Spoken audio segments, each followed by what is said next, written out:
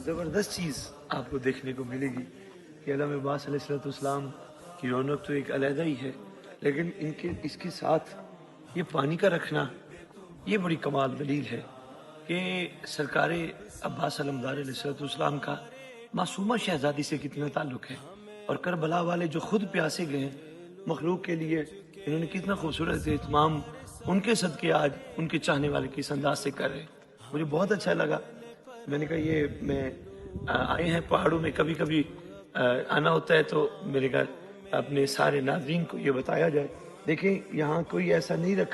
लिखा हुआ कि कौन पिए और कौन ना पिए, ये सबके लिए खूबसूरत, ये एक मोहब्बत की, एक भाईचारे की और करबला वालों की प्यास याद करने की एक बेहतरीन मिसाल है। अगर इसी चीज़ को देखते हुए सब इसी तरह मोहब्बत और भाईचारा करें तो मेरा ख्याल है मखलूक अगली जन्नत का इंतज़ार ना करे, ये जन्नत, ये दुनिया ही मिस्ल जन्नत बन जाए, तो खुदा करे कि ऐसा हो जाए। माशाअल्लाह,